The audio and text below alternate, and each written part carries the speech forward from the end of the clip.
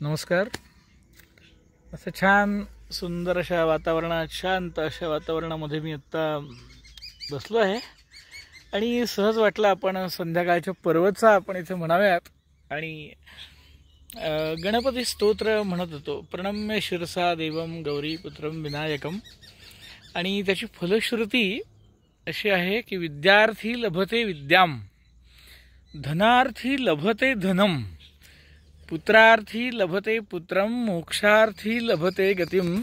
तिथल्या अर्थिन या शब्दावरती माझं लक्ष पोचलं आणि आपला सर्वांना माहिती असलेला शब्द विद्यार्थी लभते विद्याम, विद्या प्राप्त होण्याची इच्छा ज्याच्या मनामध्ये आहे त्याला विद्या मिळते.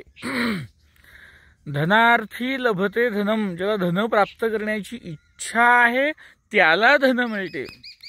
पुत्र किंवा पुत्री प्राप्त करण्याची इच्छा ज्याला आहे त्याला तो पुत्र किंवा पुत्री मिळते. असं त्या फलश्रुतीचं वर्णन आहे, जिथे इच्छा, desire, strong desire with integrity ही खूप महत्त्वाची गोष्ट आहे. अर्थिन आणि मोक्षार्थी लभते गतिम, ज्याला मोक्ष प्राप्त करण्याची इच्छा आहे त्याला गती मिळते, अशी ती फलश्रुती हो. जपेत गणपती स्तोत्रम, साक्षात श्री गजानन या देवतेचं हे स्तोत्र. षड्भिर्मासै फलम लभेत असं म्हणतात आणि नारद मुनी म्हणतात षड्भिर्मासै फलम लभेत, 6 महिन्यामध्ये फलप्राप्ती होते. म्हणजे ती एवढी स्ट्रॉंग डिझायर असणं आवश्यक आहे एखाद्या गोष्टीची, तर ती प्राप्त होण्यासाठीचा 6 महिने कालावधी आहे. षड्भिर्मासै फलम लभेत, संवत्सरेण सिद्धींच, सिद्धीच जातं 1 वर्षभराने असं म्हणतात.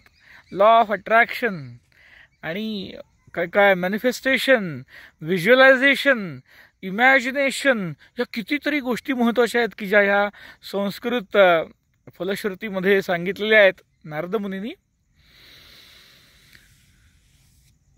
लभते नात्र संशय, हा खूप महत्वाचा आहे. संशय नको मनामध्ये मिळेल की नाही असं, 100% मिळणारच असं पाहिजे. ती जी काही इच्छा, आकांक्षा, डिझायर आहे ते विथ फुल इंटेग्रिटी अशी असायला हवी, तर ते असं प्राप्त होतं. आता आपण आपल्याला प्रश्न विचारला पाहिजे की आपल्याला जी गोष्ट हवी आहे ती एवढ्या तीव्रतेने आपण एकतर पहिल्यांदा मागतो का, तेवढी डिझायर आपल्यामध्ये तेवढी असते का, आणि ती असेल काय म्हणतात त्रिसंधीय पठे नित्यम, नित्य रोज त्या गोष्टींचं, प्राप्त करण्याच्या गोष्टींचं ते स्मरण करणं या स्तोत्राच्या पठणपूर्वक असं गरजेचं आहे. आणि कसं त्रिसंधीय, सूर्योदयाच्या वेळेला, मध्यान्हकाळी आणि तिन्ही सांजाना, असं 3 वेळेला ते करायचं आहे.